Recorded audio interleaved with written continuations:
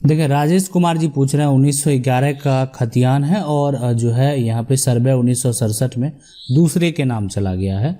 हम जो है यहाँ पे या जो भी लिखे हैं हमें आते हैं, तो क्या ये ज़मीन रिटर्न मिलेगा? देखिए, ज़मीन जो भी है, अगर सर्वे में ज़मीन अगर है किसी के नाम से बन गया, किसी के नाम से राजेश जी बन गया, तो समझने वाली बात है कि सर्वे में गलती किसका हुआ, क्या आपका गलती है? नहीं, ये सरकार की गलती है। तो यहाँ पे कोई भी कब्जा से संबंधित जो बात है वो बिल्कुल नहीं आता। अगर कोई किया हुआ भी है तो उसको यहाँ पे छोड़ना ही होता है जैसे ही सर्वे यहाँ पे टूटेगा, इसलिए कि गलत तरीके से सर्वे हुआ। और इसके लिए सबसे पहले अगर 1967 के सर्वे में आपकी ज़मीन किसी और के नाम हो गई है तो इसके लिए आपको पुराना जो खतियान होगा आपके पास 1905 का हो या 1908 का हो या 1900 जो है वहाँ पे 14 का हो, जो भी खतियान है वो आपको जरूर निकलवाना पड़ेगा। वो जरूर अगर आप निकाल लें और उसके बाद जो है आपका प्रक्रिया जो है, तभी आप कोर्ट में जो है टीएस फाइल करेंगे, टाइटल सूट फाइल करेंगे, तो आपका जो है जिसके नाम से सर्वे हो गया पहले वो सर्वे टूटेगा और फिर जो है वो तो कब्जा उसको छोड़ना ही होगा किसी भी हालत में, ठीक है। और नहीं अगर छोड़ेंगे तो फिर आपको वहाँ पे वो जो है अधिकारी के पास लेके जाएंगे, प्रशासनिक मदद के लिए जो है आप वहाँ से आपको मिलेगा। तो ये पूरा प्रक्रिया वहाँ पे होता है। तो पहले जो यहाँ पे होता है उस सर्वे को तोड़ना। अगला सवाल है कि सर जी मेरा मार्गदर्शन कीजिए, मेरे भाई ने पिताजी से ज़मीन लिखा लिया, ठीक है, अब यहाँ पे क्या किया जाए? बेहतर उपाय है बहुत। देखिए, एक सबसे पहले जो भाई है, अपना भाई है, अगर पिताजी से ज़मीन लिखवा लिए हैं, सबसे बड़ी बात है। एक तो अगर ज़मीन पैतृक संपत्ति है, पिता की अपनी संपत्ति नहीं है, पिता ने नहीं खरीदा, तो आपको बता दें कि उस पिता को जब बच्चे का जन्म होता है और अगर वो ज़मीन, मान लेते हैं कि आप समझ सकते हैं कि आप 2 भाई हैं, ठीक है, 2 भाई और 90 डिसमिल ज़मीन है, ठीक है, और दोनों भाई का जन्म हो गया है, 2 भाई हैं, अब वो बालिग भी हो गए हैं। 90 डिसमिल में 30 डिसमिल पिता का हिस्सा होता है, बाकी जो है 30 डिसमिल दोनों भाई का हिस्सा होगा। पिता की मृत्यु के बाद वो 30 डिसमिल में से जो है 15-15 दोनों भाई का होता है, लेकिन 30 डिसमिल जो पिता का हिस्सा है, ठीक है, उससे अगर अधिक पिता बेचते भी हैं, कुछ करते हैं, तो उनका पूरा हिस्सा चला जाएगा। 30 डिसमिल बेच दिए तो कानूनी तौर से पिता का अब कोई भी जमीन में हिस्सा नहीं बचेगा, क्यों ना पिता के नाम से ही जमाबंदी कायम हो। जमाबंदी भी है, फिर भी पैतृक संपत्ति में पूरे तरीके से वो मालिक नहीं रहेंगे, इसकी वो पैतृक संपत्ति है, उस करके उसको ले सकता है। अब रही बात एक यहाँ पे कि हम आपको जो रही बात मार्गदर्शन की, तो पिता जो जमीन सेल किए हैं तो पिता पर आप जो है पीएस फाइल कर सकते हैं। अगर पिता जीवित है तो पूरा आपको जो हिस्सा है वो मिलेगा। अगर पिता जीवित नहीं है तो आप उस जो रजिस्ट्री है उसको फर्जी करार बता सकते हैं कि जो पिता हैं उनको बहला फुसला कर जमीन का रजिस्ट्री करवाया गया, तो ये आप वहाँ पे बता सकते हैं। अगला जो ये सवाल है कि सर जो है यहाँ पे व्यक्ति बी और सी, ए व्यक्ति बी और सी को रजिस्ट्री जो है कर देता है, बी और वाला डी को और डी वाला ने ई को और ई वाला ने एफ को रजिस्ट्री कर दिया गया है ना, खुला प्लॉट है, एफ वाले का कब्जा है, तो सी वाला क्या करे प्लीज। देखिए, एक यहाँ पे जो है आपका जो कहना है कि ए व्यक्ति है ना सर, ए जो है व्यक्ति और सी को रजिस्ट्री कर देता है और जो बी है वो डी को कर देता है, डी जो है ई को कर देता है, और सी का अगर जो हिस्सा है उस रजिस्ट्री में वो उसको अगर बी जो है बेच देता है, ठीक है, बेच देता है, ठीक है, बिक्री हो जाएगा और ये टूट जाएगा, ठीक है, ये टूट जाएगा। पहले कैसे? सबसे पहले आप इसको, सबसे पहला जो आप यहाँ पे इसके लिए तो आप एसडीएम कोर्ट में ही पहले केस फाइल कर दें, ठीक है, ये जिला अधिकारी के पास भी कर सकते हैं। एसडीएम कोर्ट में जो है पहले केस फाइल कर दें इस रजिस्ट्री से संबंधित जो भी मामले।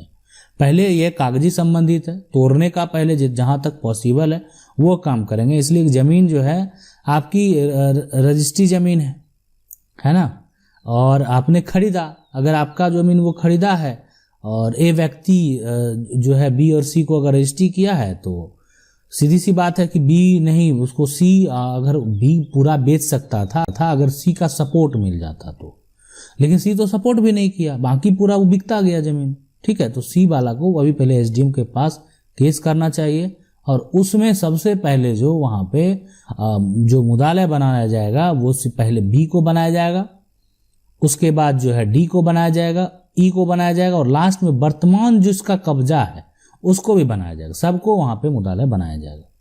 ठीक है, और सबसे पहली जो मैन होगा वो होगा वहां पे बी का ही, इसलिए कि उन्होंने उस तरीके उस जमीन को बेच दिया। अगला सवाल देखते हैं, पूछ रहे हैं कि सर नमस्कार, मेरे पिताजी ने आज से 25 साल पहले दुकान किसी को बेच दी थी। हमारे पिताजी अभी जिंदा है, जमाबंदी में पिताजी का नाम है, अभी भी जिसको बेची है उसने आज तक दाखिल खारिज नहीं कराया, कब्जा उसी का है। अब हम दुकान को वापस लेना चाहते हैं, कैसे लें?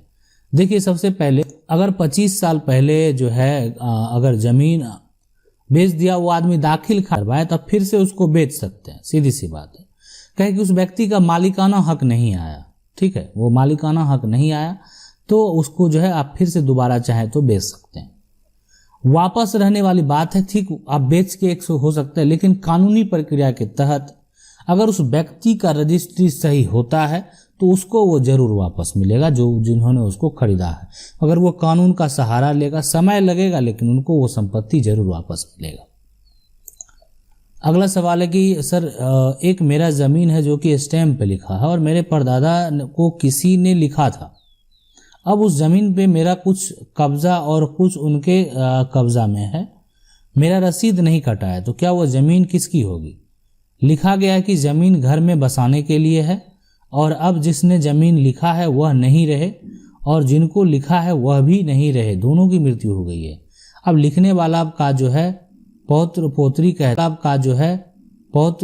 कहता है कि जमीन मेरा खाली करने को कह रहा। सर बताइए वह जमीन किसकी होगी? जमीन लिखा गया है, तारीख है 29 जनवरी 1920 और जो है राइटिंग कैथी है, भाषा में जो है पैसा भी लिखा है, कृपा करके बताइए। देखिए कैथी भाषा को, इसको लिए आप जो है ना आप इसको पहले कन्वर्ट करवा लीजिए उसका, और उसके बाद जो है ना मामला को अगर वैसा लिखा गया वैसी कागज है तो अब वेस्ट ना चला जाए, तो इसलिए आप कानून में जा सकते हैं, न्यायालय में जा सकते हैं। और दूसरा बात है कि आपने बोला कि वो स्टाम्प पेपर है और स्टाम्प की वैल्यू शुरू से ही न्यायालय में होती है, ठीक है, तो आप उसके लिए न्यायालय का सहारा लीजिए, न्यायालय में आपको जरूर न्याय मिलेगा, जो उस पर लिखा हुआ है वो आपका हक जरूर बनेगा, ठीक है। और वो कब्जा भी आपको नहीं छोड़ना है, ये भी बात आप ध्यान रखें, कब्जा का मायने रखता है वहां पे न्यायालय में कि वर्तमान में किसका कब्जा है। मेरे पास केवला जमीन का जमाबंदी संख्या कर्मचारी नहीं दे रहा है, परेशान हूँ। देखिए खतियान के लिए आप जिला अभिलेख में चला जाए, जिला अभिलेखागार में जो है ना, अभिलेखागार में आप जाइए, वहां पे जमीन का खतियान मिलेगा। लेकिन जो है कर्मचारी के पास से अगर जो है वहां पे आप रिकॉर्ड निकाल सकते हैं, नहीं तो कोई भी आपके क्षेत्र के प्राइवेट अमीन है उनके पास भी बहुत सारा इन्फॉर्मेशन रहता है, उनसे आप चाहें तो डिटेल पूछ सकते हैं, जो कि आपका अगर जो जमाबंदी संख्या है, जमीन का जमाबंदी संख्या तो बिल्कुल नहीं है, लेकिन जो भी आपका अगर कुछ भी जमीन के बारे में जानकारी है, प्लॉट नंबर 1-2 पता है, वो अगर बताएंगे, एरिया बताएंगे, नाम बताएंगे, तो उनको भी कुछ रजिस्टर का रिकॉर्ड रहता है, ठीक है, तो आप उनसे जाके देख सकते हैं। अगला सवाल है कि सर नमस्कार सर, 20 दिसंबर 2004 को पहले जो भटवाड़ी हो चुके हैं और उसमें बहनों भाइयों के खिलाफ केस कर रही है, उसके जो है शो में क्या हो सकता है, कृपया इससे भी वीडियो बनाइए। देखिए बिल्कुल बनाएंगे, ठीक है, और उसमें जो पहले हो चुके हैं और उसमें भी है, ये 2005 के संबंधित है मामले, तो जल्द जो है इस पे हम बनाएंगे वीडियो ताकि स्पष्ट कर सकें सारी बातों को। ये पूछ रहे हैं सर मेरे जमीन को 1994 में जो है जबरदस्ती लिखवाया है और इसमें हम क्या करें? देखिए 1994 का मामला है ना, और आप समझ सकते हैं कि अब बहुत लंबा समय हो गया और ज़बरदस्ती लिखवाया है, तो इस चीज़ों को आपको प्रूफ करना पड़ेगा, गवाह देना पड़ेगा। और जो लिखवाया है अगर वो कब्जा भी कर लिया, उसका जमाबंदी भी कायम, उसका रसीद भी कट रहा है, समझ सकते हैं, और उसका 12 साल से अधिक कब्जा भी हो गया, तो अब जबरदस्ती लिखवाया तो बहुत इतने दिनों से आप कहाँ थे, बहुत तरह की चीज़ें होती है, लेकिन इसको आपको प्रूफ करना पड़ेगा हर चीज़ों से। जबरदस्ती लिखवाया है, अगर वो सारी रजिस्ट्री प्रक्रिया सही है, ठीक है, और निबंधन कार्यालय में सारे प्रक्रिया के तहत हुआ है, तो आसान नहीं रह जाता है जमीन को वापस पाना। अगला सवाल देख लेते हैं। ये पूछ रहे हैं कि दो भाई हैं, बड़े भाई को जमीन बंटवारा जो है की कोई जानकारी नहीं है, पर छोटे भाई अपने नाम पर ज़्यादा जमीन का न्यू जो है यहाँ पे बना लिया है और बड़े भाई को कोई जानकारी नहीं है। बड़े भाई जो है वो सिग्नेचर नहीं हुआ, लेकिन छोटे भाई जो है 2 टाइम्स SDM के है ना कुछ दिन बाद जो है मृत्यु हो गया, तो 2 साल तक मृत्यु के नाम पर जो है यहाँ पे पंजीयन हो रहा है, लेकिन बड़े भाई के पास अलग से जो है रिंग पुस्तिका है जिसमें किसी का कोई लेना देना नहीं है। रिंग पुस्तिका की जो है यहाँ पे पंजीयन को रद्द कर न्यू रिंग पुस्तिका की पटवारी जो है किसान को बिना जानकारी के न्यू रिंग जो है वो पुस्तिका बनाकर जो है अपने पास रखने का अधिकार है क्या? ये ग्राम जो है जिला जो है अरंग है ना रायपुर, तो मकान जो भी है। देखिए चलिए इसमें देखिए हम आपको बता दें, देखिए जो बड़े भाई हैं या बड़े भाई के वंशज हैं, तो अगर कोई अपने नाम पे जो ज़्यादा चढ़ा लिया है, ज़्यादा कर लिया है, तो उससे कोई लेना देना नहीं है। आप एक न्यायालय में जो है कोर्ट जो है न्यायालय जो है कोर्ट में, ठीक है, तो कोर्ट में एक बंटवारा के लिए PS जो है पार्टीशन सूट का जो है फाइल करना पड़ेगा। फाइल करने के बाद जो भी आपका खतियान में जो भाई हैं, बड़ा भाई है, छोटा भाई हैं और मझले भाई हैं, जितने वंशज हैं मतलब, ठीक है, उनको बराबर हक जो है दे दिया जाए। डिपेंड करेगा कि ज़मीन भी किस किस्म का है। कोई ज़मीन ऐसा होगा कि जिसमें एक ही टुकड़े में 2 पार्ट करने की ज़रूरत होगी तो उसको 2 पार्ट भी किया जाएगा। तो उस तरीके से बंटवारा का जो है कागज़ बना दिया। लोगों का भी ऐसा कुछ क्वेश्चन है, आप हमें कमेंट करके पूछ सकते हैं। वीडियो के माध्यम से आपके सवाल का जवाब देने का प्रयास करेंगे। वीडियो अच्छा लगा वीडियो को लाइक जरूर कर दें। चैनल को पहली बार देखा सब्सक्राइब करके जो बेल आइकन है उसको जरूर दबा लीजिए। मिलते हैं अगले वीडियो में, तब तक के लिए जय हिंद।